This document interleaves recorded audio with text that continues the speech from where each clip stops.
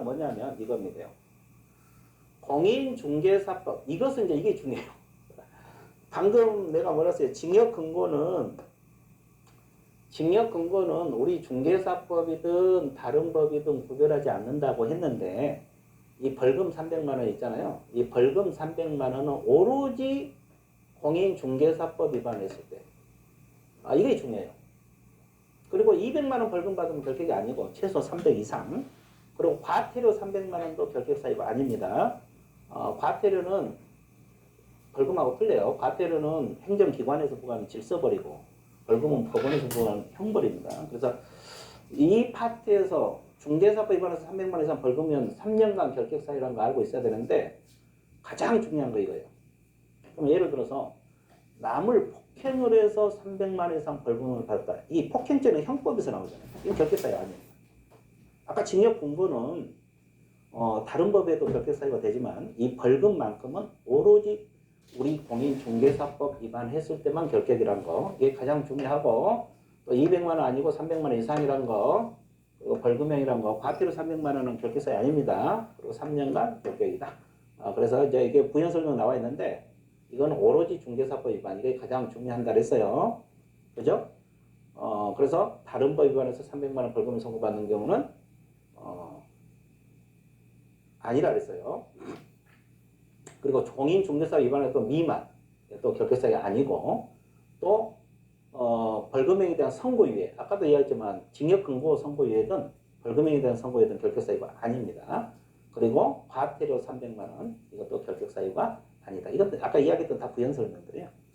부연 설명들이니까 한번 봐주시면 되고. 그리고 이제 2번이 뭐냐면 형법 38조에도 불구하고 중개사법 48조 49조가 징역 벌금 사유거든요.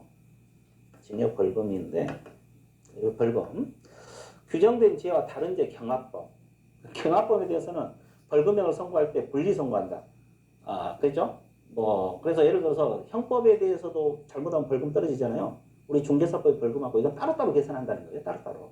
경합법 따로따로 계산해서 300만 원, 우리 중개사 300만 원 넘어섰을 때만 결격 사유다 이 뜻이에요. 분리 선고를 하도록 돼 있어요. 자, 그다음에 이제 수용자 세 가지 끝났고, 그다음에 네 번째가 뭐냐? 지금부터는 무조건 공인중개사법 위반했을 때만 결격이에요. 지금부터는 무조건 공인중개사법 위반했을 때만 결격이다. 자, 이것이 뭐냐? 공인중개사 자격이 취소되면 3년간 중개 못합니다. 3년간. 공인중개사 자격 취소당하잖아요. 3년간 중개업에 종사할 수가 없다. 그러면 이 기간 동안 자격도 취득할 수가 없다. 시험도 못 봐요. 아까 우리가 공부했잖아요. 징역형을 선고받은 자, 집행유예 선고받은 자 다 시험 볼 수 있어요. 파산 선고를 받은 자. 다 자격증 없는 사람이 시험 봐서 합격하면 자격증 나오는데 특히 이 자격 취소되고 3년이잖아요. 이분들은 3년간 중개업도 못할 뿐만 아니라 시험 봐서 자격증 취소 유일하게 결격 사유 중에서 시험 못 보는 게 이거예요. 자격 취소되고 3년. 부정행위자 시험 5년간 못 보는데 그것은 결격 사유가 아니니까 그건 별도로 하고 우리 결격 사유 중에서 시험 못 보는 것은 오로지 이거 하나입니다. 자격 취소되고 3년. 중개업도 못하고 자격도 취득할 수가 없다. 그래서 이제 그 중개업 하시는 분들이 자격 취소를 되게 무서워해요. 왜 그러냐면 취소되면 이제 시험 공부도 다시 해야 되고 또 3년간 시험 못 봐요. 중개업 못하면 당연하고 3년간 시험도 못 보지. 그러니까 자격 취소를 되게 무서워하죠. 자, 그 다음에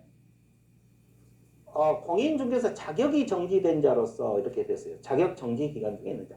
이 자격 정지란 것은 일정 기간 중개업을 못하게 한 거거든요. 이제 개업 공인중개사는 앞쪽에서도 이야기했지만 업무 정지라는 제도가 따로 있어요. 근데 이제 소속 공인중개사는 자격 정지. 똑같아요. 일 못하는 건 똑같은데 이제 대상자가 다른 거죠. 그래서 자격 정지는 오로지 소속 공인중개사에게만 자격 정지 제도가 있는 거예요. 오로지 소속공인중개사에게만 자격정지 제도가 있다는 거. 그래서 소공이 자격정지 받으면 그 기간 동안, 그러니까 예를 들어서 자격정지 6개월 받으면 6개월 동안 결격이니까 중개 못하는 거고 3개월 받으면 3개월 동안 못 하는 경우, 2개월 받으면 2개월 동안 못 하는 거예요. 이 기간 동안만, 자격정지 기간 동안만 결격. 근데 자격정지는 최대가 6개월이거든요. 그러니까 6개월 이상 자격정지가 내려줄 수가 없어요. 그러니까 하여튼 기간을 정하지 않고 시험 나오더라도 6개월 넘어서면 결격이 아닌 거예요. 왜? 최대가 6개월이니까. 그래서 이제 자격정지 받으면 그 기간 동안 결격 사유다. 이것도 염두해 주시면 되고. 그 다음에 세 번째.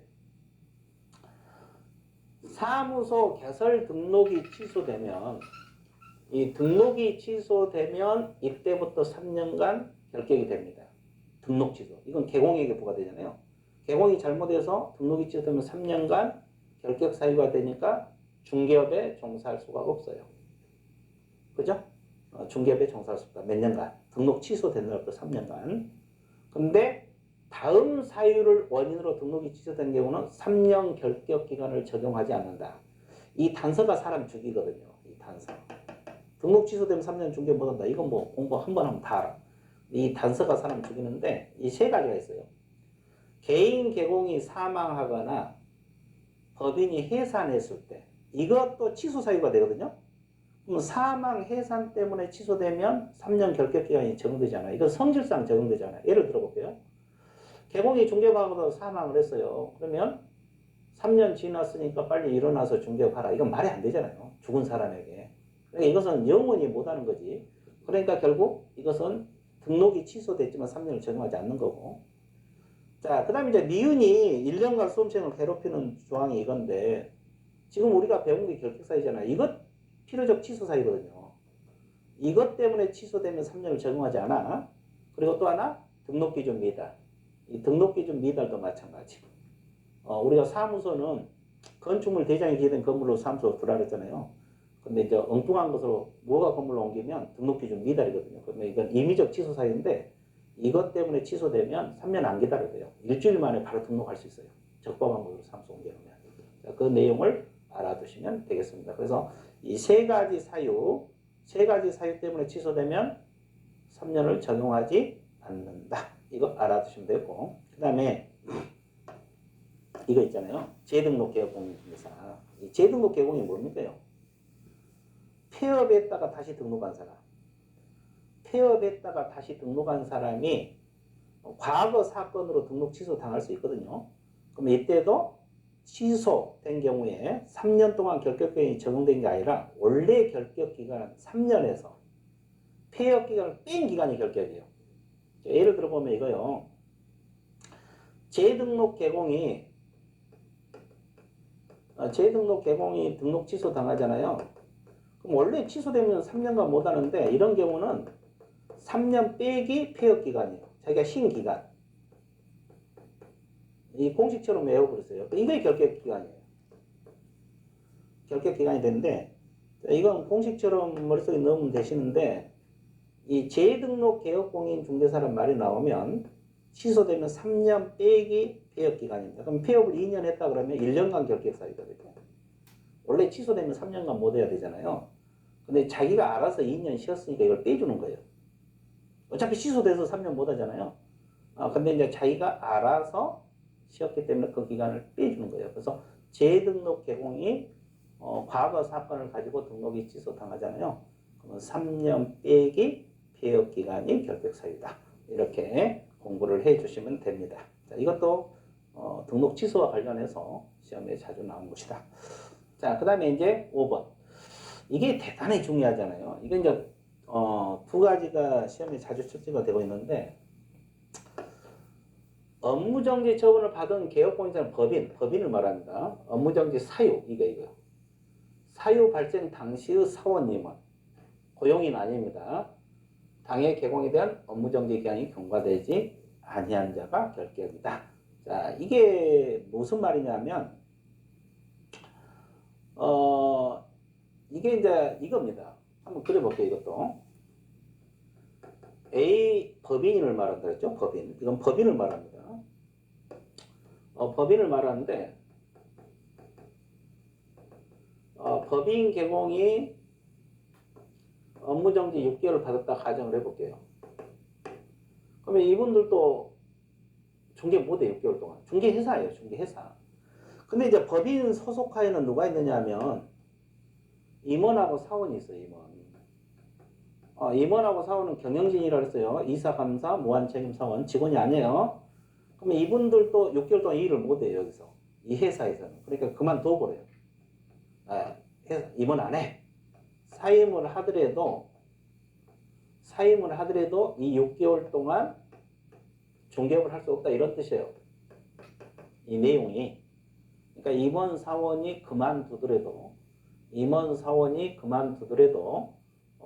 그 회사 업무 정지 끝날 때까지 중개업하지 말라 이 뜻이에요. 근데 이제 여기서 시험 나온 것은 그게 아니고 그러면 어떤 임원 사원이 결격이냐 이 말이에요. 어떤 임원 사원이 결격이냐 여기 있어요. 업무 정지 사유 발생 당시. 자, 처분 당시가 아니라 업무 정지 처분 당시가 아니라 사유가 발생한 당시의 사원 임원이 결격이다. 여기 나와 있어요. 밑에 주의할 점 나와 있잖아요. 사원 업무 정지 사유 발생한 당시의 사원 임원이 결격사유에 해당된다. 그죠? 처분 당시의 임원 사원은 결격사유가 아니다. 이거 중요해요. 이게 이제 시험에 자주 나와요. 사유 발생 당시. 이분들이 결격사유다. 이거 주의해 줘야 되고, 또 하나, 이 지문에서 중요한 것은 이거예요. 사원 임원이었던 자. 자, 고용인은 이 속에 안 들어가요. 고용인이 서공하고 보종이잖아요. 이거는 안 들어갑니다. 사원 임원이었던 자. 고용인에게는 업무정지 효력에 미치지 않는다. 이것도 여러분들이 주의 깊게 공부를 해 주시면 되겠어요. 자, 그 다음에 여기 부연 설명 나와 있잖아요. 효력은 사원 임원에 미치면 고용인에게 미치지 않는다. 이거 부연 설명이 나왔어요. 이거 중요합니다. 그 다음에 마지막으로 사원 임원 중에 결격 사유에 해당하고 있는 자가 있는 법인 그랬는데 이 말은 뭐냐면 사원 임원 중에서 한 명이라도 결격 사유가 있으면 안 된다. 등록이 안 된다 이 말이에요. 예를 들어서 임원 10명인데 한 명이 더 미성년자가 있다고 가정하면 결격 사유잖아요. 그러면 등록 안 해줘. 그럼 어떻게 해요? 그분을 떼든지 최소 임원만 충족이 되면 떼도 관계없어요. 아니면 교체를 하든지 이렇게 해서 등록을 하면 돼요. 그래서 결국 한 명이라도 있으면 등록을 신청할 수 없다. 이 말이고 또 하나 정상적으로 근무하고 있어요. 임원 사원이 정상적으로 근무하는 도중에 파산 선고를 받는다 할 때 결격사유 발생하잖아요. 그러면 등록을 취소시켜야 돼요. 근데 이렇게 생각해 보세요. 10명 중에서 1명이 결격사유에 따라서 취소되면 그 법인 회사가 너무 억울하잖아요. 그러니까 이런 경우는 2개월 이내 그 사유를 해소하면 벗어난다.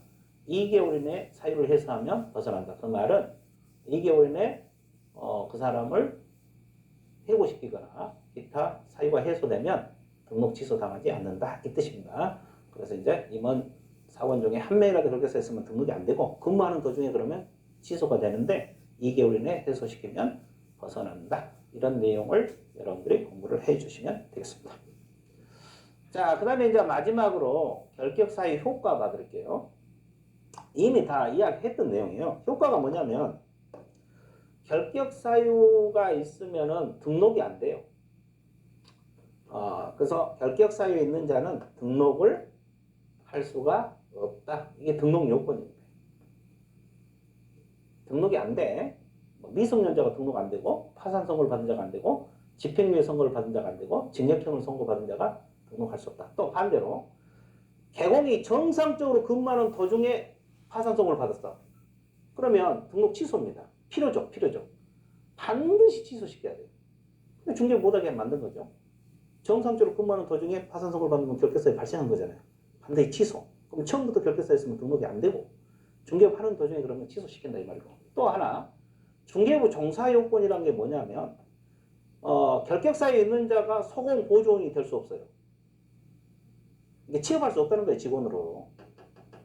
결격사유에 있는 자가 직원으로도 취업할 수 없다. 그리고 법인의 임원 사원도 될 수가 없다. 이거 종사요건. 그 다음에 기타 결격사유에 있는 자는 협회, 공인중개사 협회 회원도 될 수 없어. 왜냐하면 협회 회원은 개공으로 구성되어 있거든요. 개업공인중개사.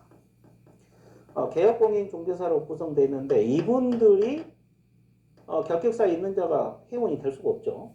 어차피 개공은 결격사에 있으면 될 수가 없으니까. 그래서 이제 결격사 효과. 그럼 한마디로 요약하면 결격사에 있는 자는 중개업을 못한다 이 뜻이에요. 등록 안 되고 취업 안 되고 취소당하고 해고시켜야 되고 협회 회원도 될 수 없고. 그러니까 한마디로 말하면 결격사에 있는 자는 중개업에 종사하지 말라. 뭐 이런 원리가 되는 겁니다. 그래서 우리가 이제 결격 사유까지 공부를 해봐서 이 결격 사유가 문제가 어렵게 나오면 대단히 어렵습니다. 이렇게 해서 오늘 중개사무소 개설 등록, 명칭, 사용 금지 뭐 이런 거 결격 사유까지 공부했는데 여러분들이 꾸준히 따라오시면 좋은 결과가 있을 겁니다. 자, 오늘 수업은 여기서 마치도록 하겠습니다. 예.